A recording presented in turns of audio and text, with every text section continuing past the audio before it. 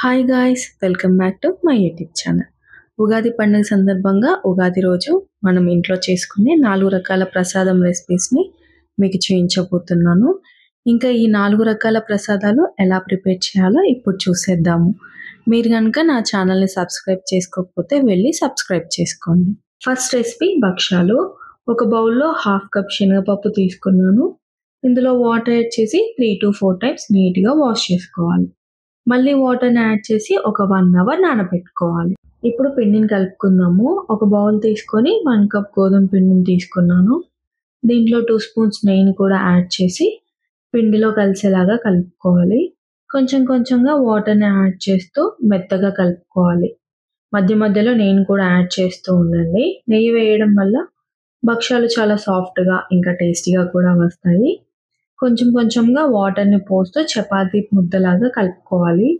ఇలా కలుపుకున్న పిండిలో మళ్ళీ నెయ్యిని యాడ్ చేసి పిండి ముద్దని మంచిగా కలుపుకోండి.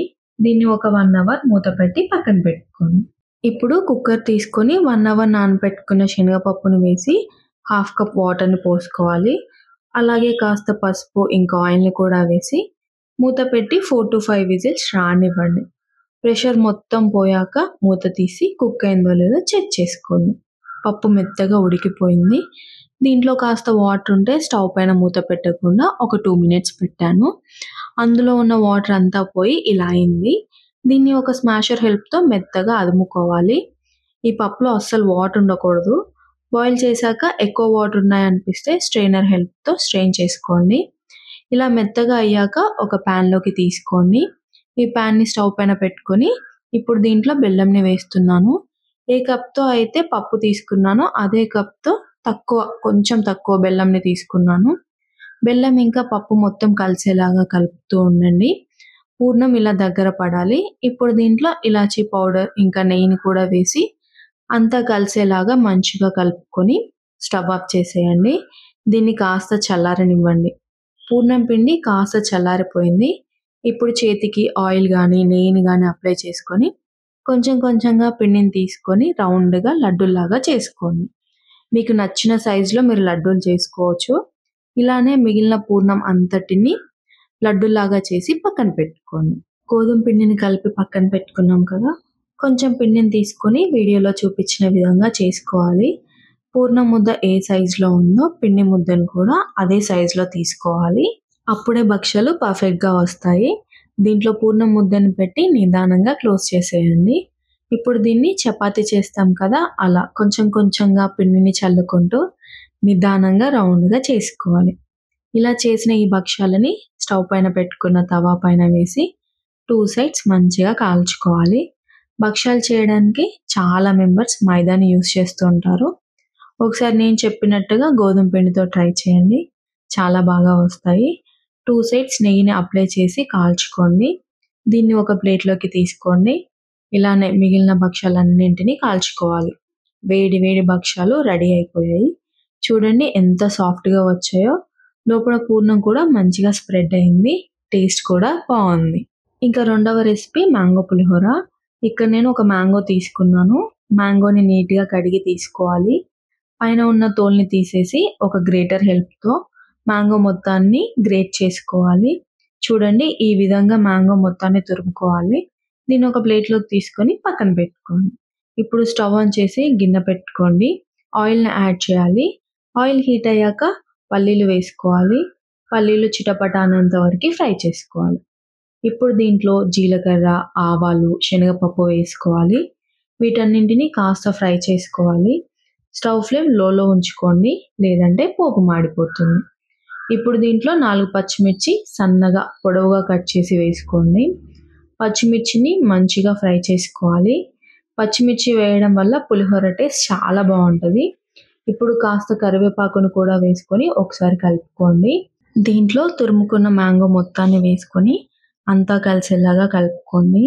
మ్యాంగోని తురుముకొని వేసుకున్నాం కదా, తొందరగానే కుక్ అయిపోతుంది. ఇలా కలర్ చేంజ్ అయ్యేంత వరకు కుక్ చేసుకుంటే సరిపోతుంది. ఇప్పుడు దీంట్లో కాస్త పసుపు వేసుకోవాలి. ఒకసారి కలుపుకోండి. లాస్ట్లో 1 స్పూన్ సాల్ట్ని కూడా వేసుకొని అంతా కలిసేలాగా కలుపుకొని స్టవ్ ఆఫ్ చేసేయండి. దీంట్లో నేను ముందే కుక్ చేసుకున్న 1 కప్ రైస్‌ని యాడ్ చేస్తున్నాను. పోపు మొత్తం రైస్‌కి పట్టేలాగా గరిటెతో అయినా లేదా చేత్తో అయినా మంచిగా కలుపుకోండి. మ్యాంగో పులిహోర రెడీ అయిపోయింది. ఒక ప్లేట్‌లోకి సర్వ్ చేసుకోండి. ఇంకా మూడవ రెసిపీ సాబుదానా పాయసము. ఒక బౌల్‌లో 1/3 కప్ సాబుదానాని తీసుకున్నాను. ఇందులో వాటర్ వేసి ఒకసారి క్లీన్ చేసుకోవాలి. మళ్ళీ వాటర్‌ని యాడ్ చేసి ఒక 3 అవర్స్ నానబెట్టుకోవాలి. స్టవ్ పైన పాన్ పెట్టుకొని 1 స్పూన్ నెయ్యిని యాడ్ చేసి కాస్త జీడిపప్పు, బాదం పప్పు, పిస్తా, కిస్మిస్‌లని వేసి ఫ్రై చేసుకోవాలి. డ్రై ఫ్రూట్స్ ఫ్రై అయ్యాక ఒక ప్లేట్‌లోకి తీసుకొని పక్కన పెట్టుకోండి. అదే పాన్‌లో మనం ముందే నానబెట్టుకున్న సాబుదానాని వాటర్‌తో సహా వేసుకోవాలి. ఈ సాబుదానాని కాస్త ఉడకనివ్వండి. ఆల్రెడీ నానబెట్టుకున్నాం కదా! ఒక 5 మినిట్స్ కుక్ అవుతే సరిపోతుంది. చూడండి 5 మినిట్స్ తర్వాత సాబుదానా ఇలా అవ్వాలి. ఇప్పుడు దీంట్లో 1/2 లీటర్ మిల్క్‌ని యాడ్ చేస్తున్నాను. అంతా కలిసేలాగా కలుపుకోవాలి.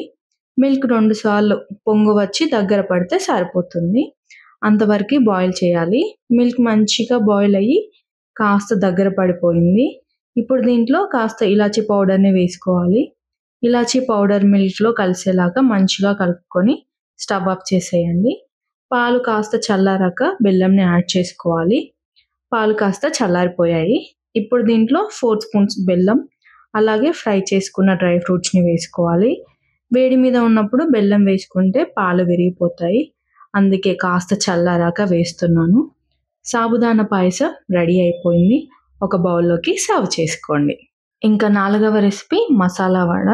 ఒక బౌల్‌లో 1 కప్ శనగపప్పు తీసుకున్నాను. ఇందులో వాటర్ యాడ్ చేసి 3-4 టైమ్స్ నీట్‌గా వాష్ చేసుకోవాలి. మళ్ళీ వాటర్‌ని యాడ్ చేసి ఒక 3 అవర్స్ నానబెట్టుకోవాలి. 3 అవర్స్ కంటే ఎక్కువగా అస్సలు నానబెట్టకూడదు. 3 అవర్స్ తర్వాత చూడండి పప్పు మంచిగా నానిపోయింది. దీంట్లో నుండి కాస్త పప్పుని ఒక బౌల్‌లోకి తీసుకొని పక్కన పెట్టుకోండి.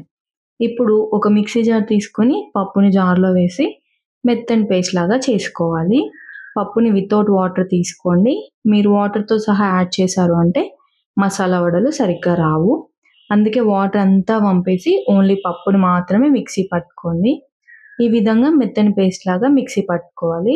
ఇప్పుడు దీంట్లో సన్నగా కట్ చేసుకున్న 2 పచ్చిమిర్చి, అలాగే సన్నగా కట్ చేసుకున్న 2 ఆనియన్స్, అలాగే పక్కన పెట్టుకున్న శనగపప్పు, చిన్న కట్ట మెంతి కూర సన్నగా కట్ చేసి వేసుకోండి. మెంతి కూర వేయడం వల్ల మసాలా వడలు టేస్ట్ మంచిగా వస్తది. కాస్త కరివేపాకు, కొత్తిమీర సన్నగా కట్ చేసి వేసుకోండి. కాస్త జీలకర్ర, 1 స్పూన్ సాల్ట్, 1½ స్పూన్ కారం వేసుకొని మంచిగా అంతా కలిసేలాగా బాగా కలుపుకోండి. ఇందులో వాటర్ యాడ్ చేయాల్సిన అవసరం లేదు. ఆనియన్స్ వేసాం కదా! ఆయిల్‌లో నుండి వచ్చే వాటర్ సరిపోతుంది.